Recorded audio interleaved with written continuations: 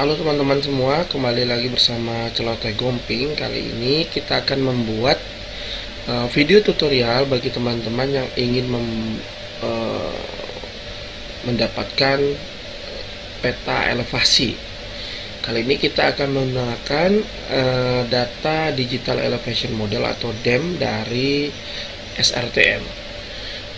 Sebagai informasi bahwa DEM SRTM ini memiliki spasial resolusi 30 meter, jadi cukup mumpuni untuk teman-teman yang membutuhkan data ketinggian atau elevasi. Oke, yang pertama-tama kita panggil dulu datanya. Datanya ini sudah kita download. Kita sudah download, kemudian kita letakkan dalam satu folder. Ini kebetulan nanti teman-teman bisa download datanya di dalam folder yang sudah kita siapkan di deskripsi bawah ya. Oke, kita punya 13 tiles. Jadi kebetulan data ini data untuk Sumatera Utara. Jadi sudah kita download untuk Sumatera Utara.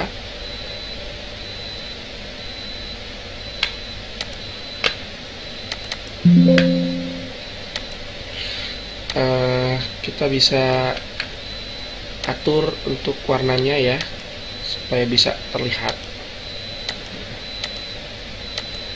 Saya buat merah ya.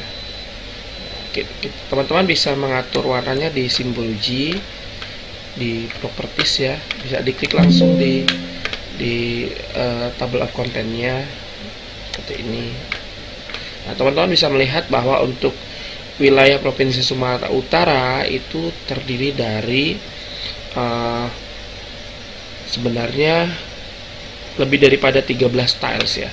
Jadi ada 13 tiles atau 13 grid data yang dibutuhkan ini satu persatu. Ini masih apa ya, terpisah-pisah kalau kita lihat ya.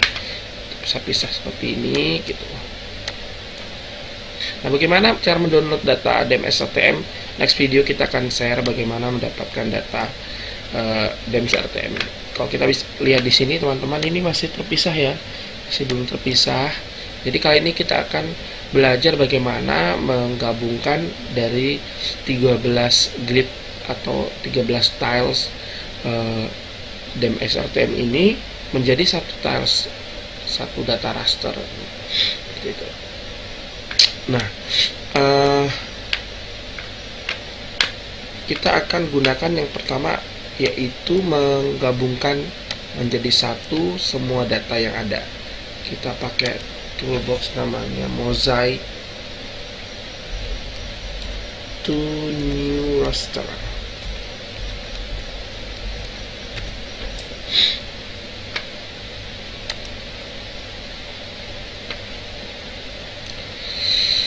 Jadi toolbox yang kita pakai sekarang yaitu Mosaic to New Raster. Bisa kita baca bahwa toolbox ini berguna untuk menyatukan ya, merge multiple raster dataset. Jadi bisa menyatukan beberapa raster dataset menjadi sebuah data raster baru. Jadi kita panggil ya, ini sebenarnya bisa satu persatu dari sini panggil, tetapi ini agak beresiko karena bisa jadi kita salah atau lupa mengklik ya, dan cukup lama gitu. Jadi karena datanya cukup banyak ya, teman-teman bisa hapus ya. Kalau misalkan ini pencet kontrol kemudian bisa dihapus. Jadi kali ini kita panggil dari foldernya saja.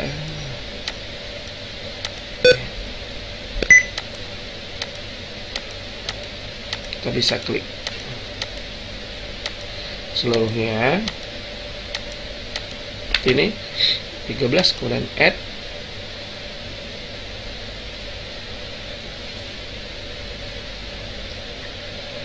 Nah, jadi ada dua teknik ya, bisa kita panggil langsung dari input rasternya atau dari foldernya, tergantung jumlah dari datanya.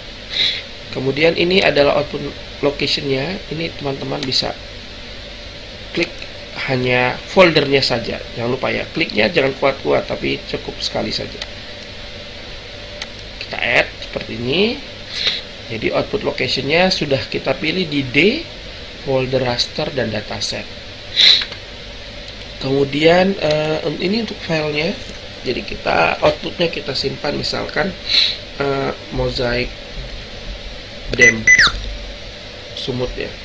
Jadi satu tips buat teman-teman, kalau kita menyimpan file di ArcMap, jangan lupa untuk memasukkan atau memberi inisial proses yang sedang terjadi untuk file tersebut. Dalam hal ini kita sedang pakai mosaic ya, jadi supaya gampang dikasih inisial mosaic dem sumut gitu, .div. Kemudian ini pixel type ini menjelaskan ya resolusi dari datasetnya. Misalkan kalau misalkan datasetnya itu 2 bit, artinya nilai yang ada dalam tiap grid itu berkisar 0 sampai 3 gitu. Jadi kalau misalkan 4 bit 0 sampai 15. Nah, bagaimana tahunya? Jadi kita bisa klik ya salah satu dataset, kemudian klik kanan, kemudian properties. Nah, di menu source ini menjelaskan tentang metadata dari sebuah dataset yang kita gunakan, baik itu raster ataupun vektor gitu. Jadi di sini teman-teman bisa melihat karakteristik dari data tersebut. Seperti data yang kita pakai ini ya, ini misalnya cell size-nya. Karena punya cell size, artinya ini jenis data raster ya. Data raster, kemudian pixel type dan pixel depth-nya ini signed integer 16 bit. Signed integer berarti dia nggak pakai koma-koma kalau integer ya. Kemudian 16 bit. Kita lihat signed integer 16 bit. Kita bisa lihat di sini signed integer 16 bit. Jadi nilai raster yang mungkin untuk data kita ini berkisar dari minus 32.768 sampai 32.767 seperti itu. Jadi karena kita hanya ingin menggabungkan tanpa merubah dari karakteristik dataset awal, jadi kita samakan teman-teman. Jadi kita pakai 16 bit sign seperti itu. Kemudian number bands-nya kita lihat juga dari dataset kita ya. Kembali lagi, klik kanan properties source, and then we can see here band 1. Jadi cuma punya satu band ya, kita tulis satu band. Kalau dem itu satu band. Kemudian untuk mosaic operatornya kita pakai yang blend. Ini macam-macam metode overlappingnya ya, tapi kita bisa pilih blend, artinya dia akan secara horizontal akan membuat pembobotan gitu, mana yang apa dari dua grid tersebut akan di blending atau disatukan. Jadi nanti yang overlapping itu lebih mulus kalau kita pakai blend gitu. Kita coba yang pakai blend ya, seperti itu. Kemudian mosaic color mapnya kita pakai enforce, artinya color mapnya masih sama ya. Antar data itu color mapnya atau apa ya, list warnanya itu masih sama. Jadi kita pakai yang pertama pun nggak masalah karena datanya sama. Tuh, kemudian kita sudah lengkapi semua. Oke. Here we go. Kita tunggu. Jadi biasanya kalau semakin banyak tiles raster yang kita olah itu semakin berat. Jadi kalau memang teman-teman ingin menggabungkan beberapa raster dan tilesnya banyak, itu tipsnya adalah bisa dibagi-bagi menjadi beberapa part ya, kemudian baru disatukan gitu. Atau kalau memang PC teman-teman sangat support, itu tidak masalah. Oke.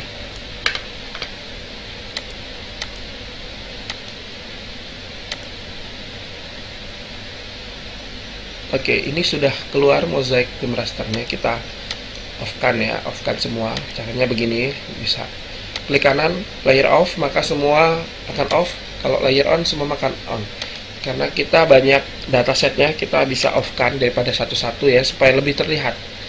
Jadi ini dia, ini dia.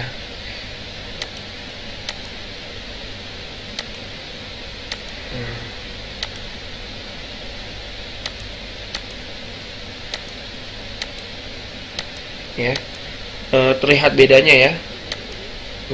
Ini kalau kita lihat di sini, ini masih ada perbedaan antara dua tiles ini. Tapi kok kita sudah gabungkan, teman-teman bisa melihat bedanya.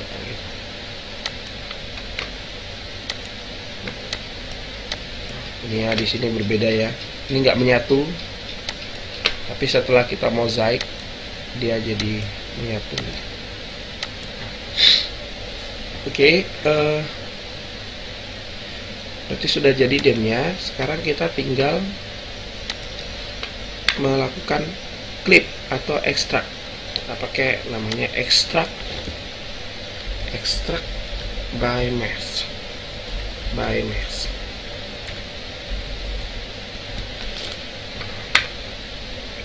Ini bisa pakai clip data management atau bisa pakai extract by mesh. Kita coba extract by mesh. Jadi teman-teman ada dua option ya. Bisa pakai clip data management, bisa pakai extract by mesh. Kita coba ini. Input rasternya tentu saja data yang akan kita kita ekstrak, kita clip. Kemudian ini pakai Kabupaten Sumut ya. Kemudian jangan lupa kita ganti datanya.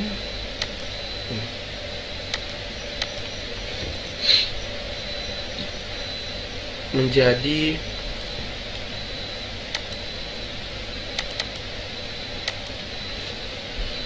misalkan namanya ekstrak ya.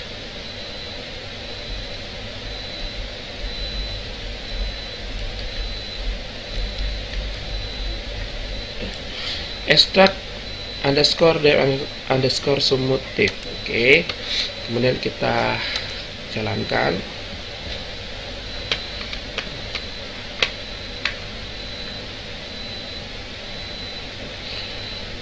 Ini sangat smooth ya hasil dari mozaiknya. Sama sekali tidak ada kelihatan sambungannya gitu. Oke, ini hasil terlihat ya. Oke. Ini hasil extract by mesh-nya. Kemudian teman-teman kalau mau bermain untuk warnanya, kita bisa di properties, kemudian simbol ujinya. Oke. Pilih pakai stretch. Kalau stretch itu lebih main degradasi ya, jadi lebih smooth. Kalau untuk data raster kelihatan smooth seperti ini. Jadi kita bisa rubah ini jadi hitam.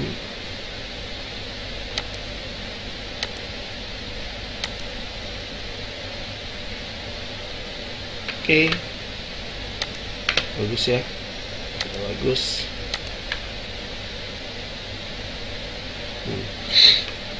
Jadi yang merah-merah ini artinya adalah daerah dengan high elevation, dengan elevasi yang tinggi. Sedangkan yang green itu adalah daerah yang cenderung memiliki elevasi yang rendah.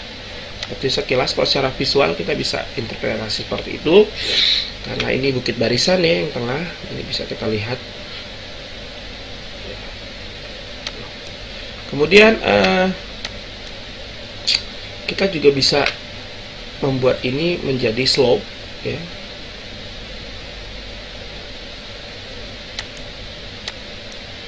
Slope. Sebelumnya kita mau project cluster coba ya. Kita project cluster ya. Project cluster ini fungsinya adalah memproyeksikan ya. Kalau sebelumnya kita lihat ya, sebelumnya bisa lihat, kita lihat dulu ya teman-teman. Kita belajar dulu. Ini setiap dataset punya properties ya, punya karakteristik dataset. Nah, kalau kita lihat di sini, dataset ini sudah memiliki koordinat sistem, artinya sudah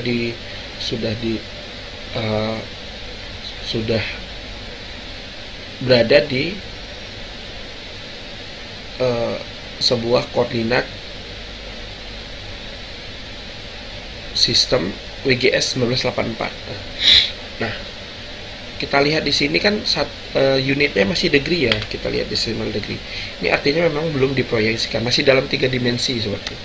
Nah, ini perlu kita proyeksikan sehingga dia berada di 2 dimensi gitu. Nah, jadi kita akan proyeksikan si dataset ini, raster ini ke 2 dimensi. Kita pakai UTM. UTM ini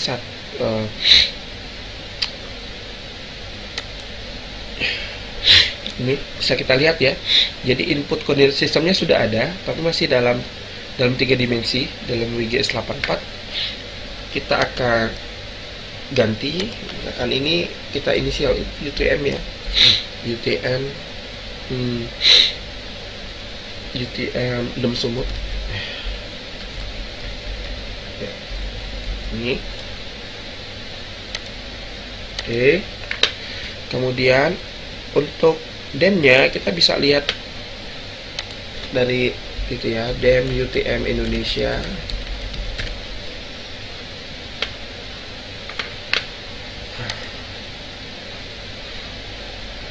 Ini teman-teman, tadi kan kita pakai sumut ya. Pakai sumut berarti 47 North. Jadi 47 bintang utara. Jadi di sininya juga kita masukkan adalah ini ketika kita klik di sini ya, di tanda yang ada gambar tangan, setting tangan ini ada 2, geographic coordinate system dan projected coordinate system. Jadi karena geographic coordinate systemnya sudah ada WGS 1984, teman-teman langsung pilih yang projected coordinate system. Oke. Ini UTM, kemudian WGS 1984 kita pilih Northern Hemisphere karena ada di lintang utara. Kita pilih 47 North.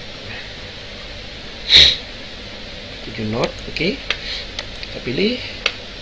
Kemudian untuk resampling tekniknya kita pilih yang bilinear. Kenapa? Karena bilinear ini disebutkan di sini adalah cocok untuk yang datanya continuous data dan elevasi ini data continuous ya, bukan data discrete. Jadi kita pilih yang bilinear saja supaya lebih bagus hasilnya. Kemudian setelah semua lengkap ya, kita cek kembali, input sudah, kemudian nama output sudah, kemudian output coordinate system sudah, resampling tekniknya sudah, kita bisa oke-kan.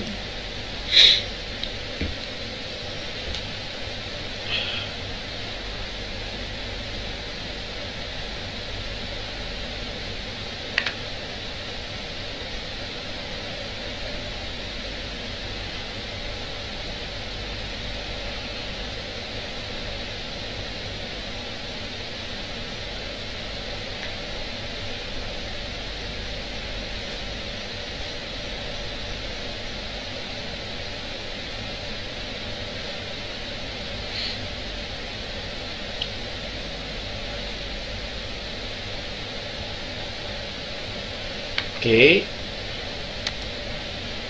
Baik, ini sudah jadi. Ini sudah diproyeksikan ke DEM Sumut. Kemudian kalau kita lihat,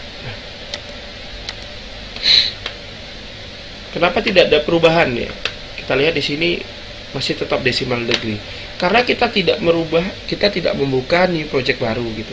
Jadi ketika kita membuka project baru, maka lembar project yang pertama itu akan langsung merecord dari dataset pertama yang kita buka, kecuali kita memang melakukan setting awal gitu. Jadi kalau teman-teman ini dibuka di yang project baru, maka akan muncul di sini ya, di pojok kanan bawah itu berubah menjadi meter. Kalau nggak percaya kita bisa cek dalamnya ya. Seperti biasa, klik kanan properties. Ini Kalau saya sangat suka untuk membuka ini terlebih dahulu karena supaya tahu. Oke, cell size-nya adalah 3081800036 ya. Seperti itu. Kemudian di sini udah berubah ya. Jadi WGS 84 UTM zone 47 North Hemisphere, jadi 47. Kemudian unitnya juga berubah jadi meter. Jadi ini sebenarnya sudah berubah menjadi meter. Oke. Kemudian selanjutnya kita coba membuat slope. Kita pilih yang ini. Slope adalah kemiringan dari lereng. Jadi dengan slope kita bisa melihat berapa derajat kemiringannya ya. Jadi kita pakai UTM dem.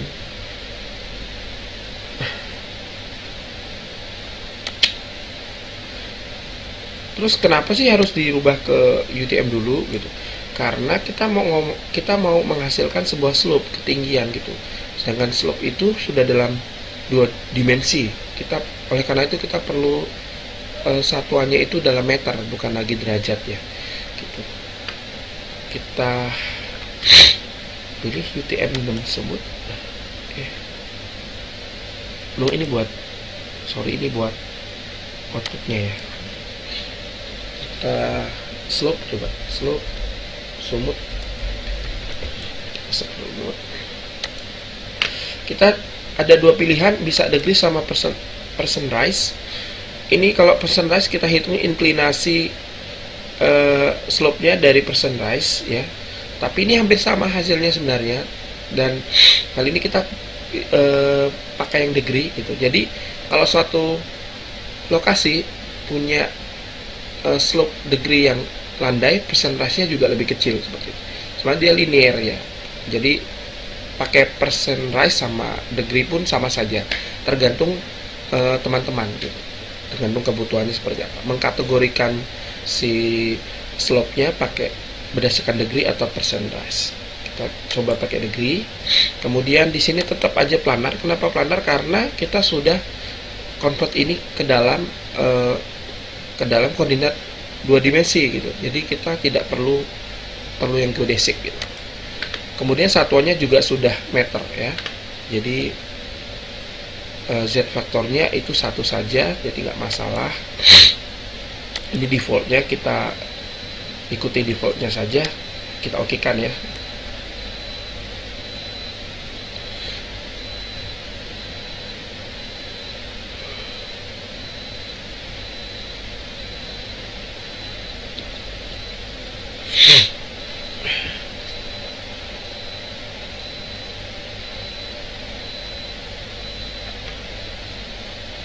Ya, sudah jadi. Ini dia. Jadi ini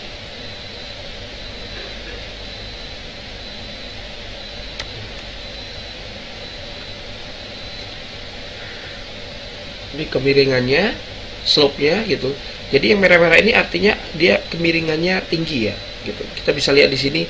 Ini kalau profilnya seperti ini mencirikan di situ ada seperti bukit gitu. Karena kita melihat dia melingkar ya profilnya. Jadi ini seperti ada kemiringan yang berputar. Jadi kita bisa katakan ini seperti bukit gitu. Kemudian contohnya lagi, karena ini Danau Toba, kita bisa lihat ini kenapa miring ya. Ini miring karena ini tepian Danau Toba ya, antara lereng dindingnya kemudian dengan permukaan Danau Toba, dia ada kemiringannya cukup miring di sini. Seperti itu. Kemudian supaya lebih jelas kita bisa create juga hillshade atau bayangan dari lembahnya ya. Kita pilih hillshade di 3D analysis atau spatial analysis sama saja. Inputnya kita pakai yang UTM, jangan pakai yang slope ya. Karena kita ingin membuat hillshade dari dam awalnya gitu. Jadi ini kita bisa simpan hillshade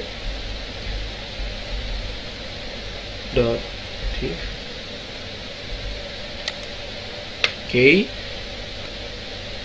oke, here we go.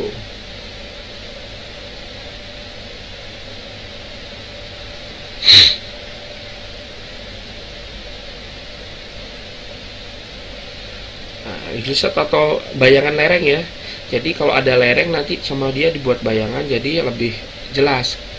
Ini sangat baik kalau teman-teman ingin membuat sebuah peta study area yang lebih kelihatan realistik ya, karena ada lereng-lerengnya. Itu sangat eye-catching kalau kita buat sebagai bahan presentasi atau ini kita bisa melihat di sini. Di sini kelihatan ya, kelihatan lerengnya kelihatan ya. Kemudian tadi ada struktur pegunungan ya yang kita sinyalir sebagai ini, kelihatannya ada gunungnya. Nah, supaya kelihatan kita bisa letakkan hillshade ini di bawahnya si slope ya. Kemudian slope ini bisa klik kanan properties, kemudian displaynya kita atur. Misalkan transparansinya menjadi 50. Oke. Dia bagus ya teman-teman. Ini kalau misalkan tanpa hillshade dia akan seperti ini, biasa saja merah. Tapi kalau dikasih hillshade dia seperti terlihat nyata ya, kelihatan lereng-lerengnya gitu. Nah, oke. Jadi mungkin itu dulu dari kami untuk tutorial kali ini. Semoga bermanfaat. Kalau ada pertanyaan boleh teman-teman tulis di kolom komentar ya. Untuk datanya bisa di-download di link yang kami berikan di deskripsi video ini. Mohon jangan lupa di like, di share ya. Kemudian di subscribe supaya teman-teman juga mendapat update dari kami. Jadi kami akan berusaha untuk upload secara kontinu ya tentang berbagai tutorial terkait GIS. Baik teman-teman, sampai jumpa di video selanjutnya.